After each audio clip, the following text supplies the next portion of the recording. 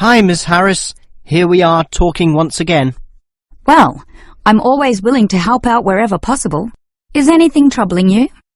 Well, your advice last week about writing summaries was very useful, and I'm using these summaries a lot in order to prepare my final master's thesis. But you're having problems, right? Yes, I have a few issues to discuss. Obviously, I want a good essay, and I want to achieve high marks, but I'm not sure on the best way to start. That's an easy question.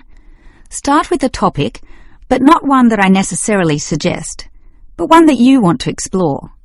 You will always write better when doing so on a topic you are interested in, not one imposed upon you by others. Well, I'm interested in management theory. Then pursue that. However, that alone is far too broad. Break it into various current areas of discussion and relevance. Then look more carefully at one of them.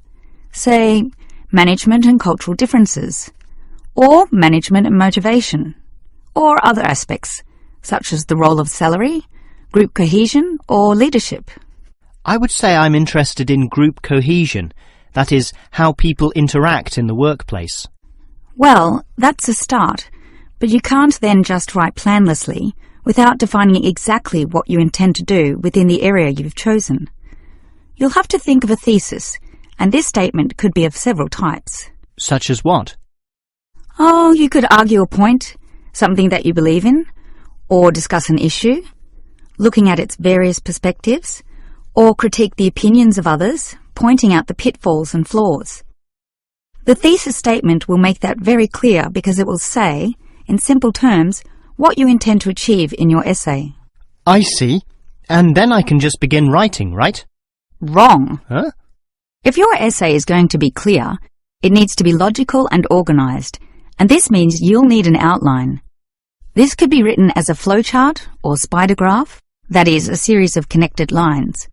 But whatever shape the outline takes, there must be a sense of progress in, more or less, a straight line towards a goal. And then my essay will be good? With such progression, definitely, as long as you do achieve everything that you set out to do, as specified in the beginning, okay? Well, Ms. Harris, your advice about essay writing all sounds very useful, solid and step by step, so I'll certainly follow that. But can you tell me in more general terms, what constitutes the best essay? Oh, there are many aspects to consider, but one of the most important is certainly original thinking. The best essays are written by people who think for themselves, and not just copy or imitate established views. I think I can do that. But remember, you can't just give a list of unsupported assertions. There needs to be support as well. A chain of logic linking each step in your argument. Right. Yet that alone is not enough. Your argument may be logically sound, but is it practically so? For that, you need examples from real life to illustrate your points or subpoints. I've got lots of examples from my course readings. I suppose I could use them. But remember, whenever you use an example or facts or figures that are not commonly known, you must give a reference. That's an academic necessity, without which your writing will automatically fail. So it's necessary to give these, right? Absolutely. And with that, your essay will be fine. But always ensure that you format it clearly. What do you mean? I mean the practical considerations, as written in the University Style Guide, such as leaving appropriate margins, using double spacing, Arial font, and so on. You see, your writing must look good as well as be good. I can certainly do that. And finally, related to the previous point, you need to respect the number of words required. Your individual lecturers will give you a word count figure, so follow what they say, making your essay neither too long nor too short. Perhaps 10% either way should be acceptable. 15% was common when I was younger, but it's a lot stricter now, and 20% would be pushing the boundaries just a little too far. I guess I can do all that. Thanks for your advice.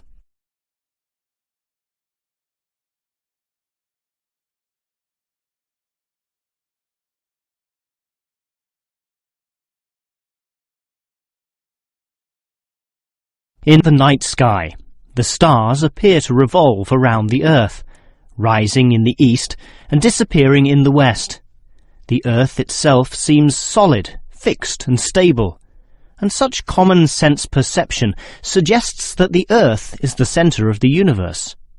This is known as geocentrism, with geo meaning Earth, and all pre-modern civilizations drew this conclusion. We now know, of course, that the Earth revolves around the Sun, and this is called heliocentrism, with helio meaning sun. But historically, it took quite a while for this to be deduced.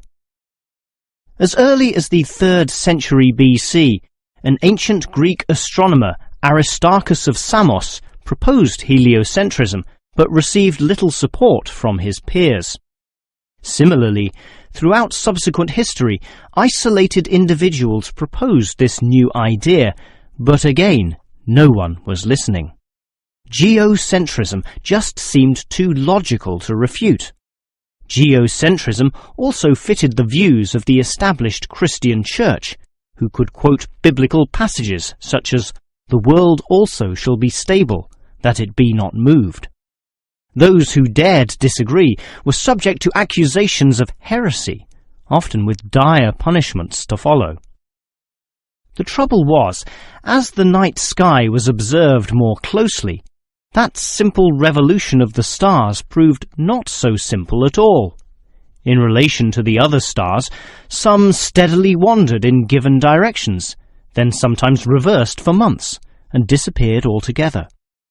They were called planets, meaning wanderers. In addition, the position of the sun and moon altered slightly over the year, and comets, those mysterious glowing spots, would come and go.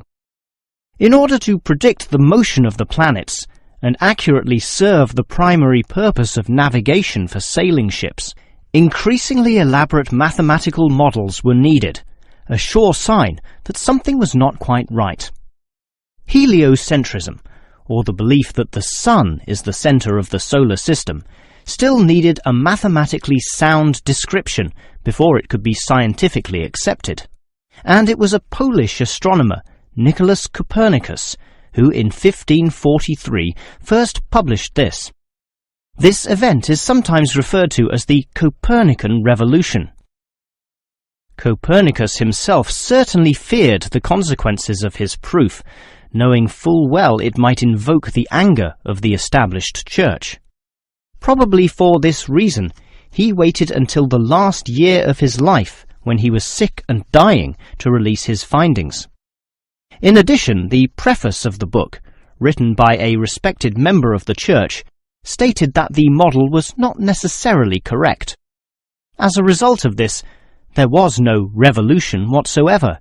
In fact, the book received scant attention in the subsequent decades, apart from a few irate clergymen who angrily dismissed the whole scheme as irrelevant.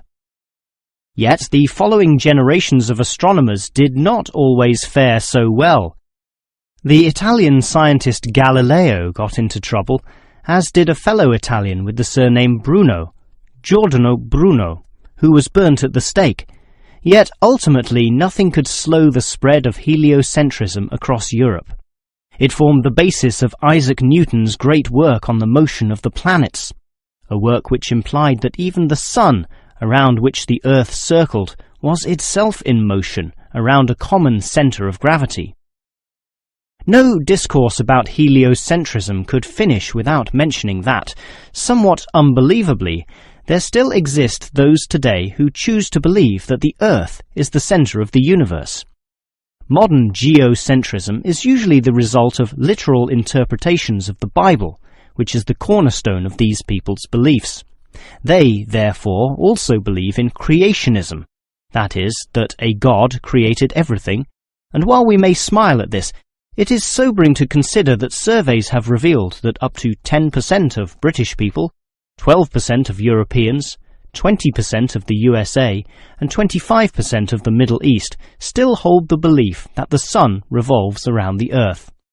One can only wonder what Copernicus would have thought of this.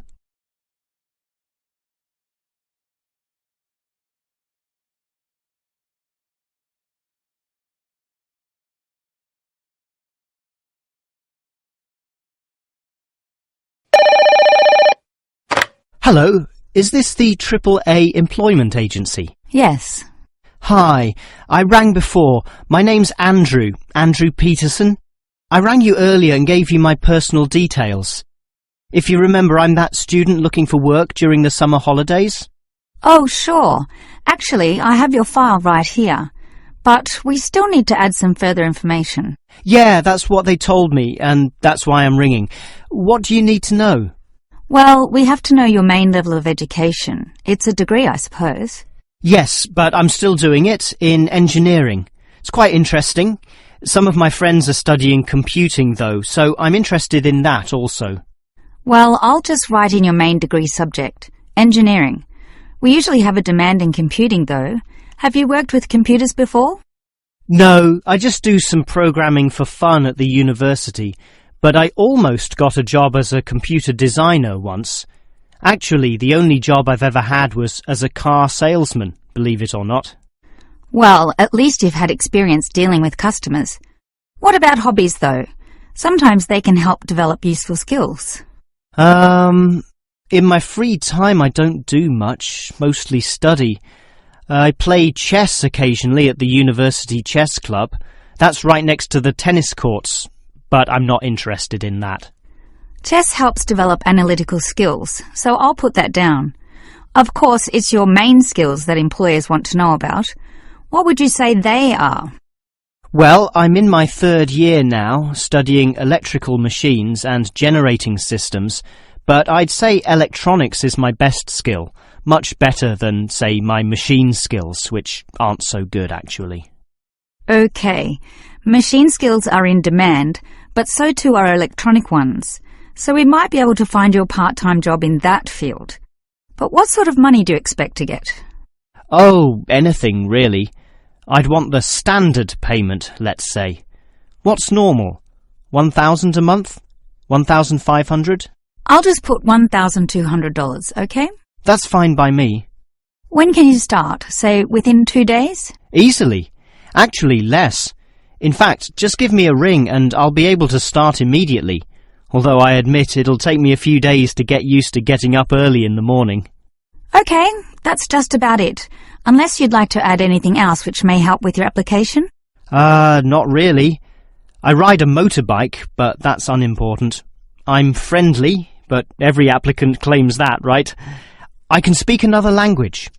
Ah, that might be useful, depending on the language. Is it Chinese? A Chinese speaker would go down well. Spanish, I'm afraid. You see, I grew up with some friends who came from South America. Okay, I'll write that down, but I don't think it will help that much, sorry to say. Well, thanks for your help, and hopefully I'll get a job soon. But can I just ask one more question? Sure. What, basically, are employers looking for when they interview someone? Oh, many things. Being hardworking, diligent, and focused on your job is good. But surprisingly, it often means you can't see the bigger picture or provide suggestions which help the company move forward. That requires thinking for yourself, outside the box, as they say, and being free of the standard ways of approaching tasks. Employers certainly value that. I guess experience must help, though. It depends. If it involved a routine job, one which didn't exercise your mind, it might not mean that much at all. But since companies are basically composed of people, it is important to be able to get along with others.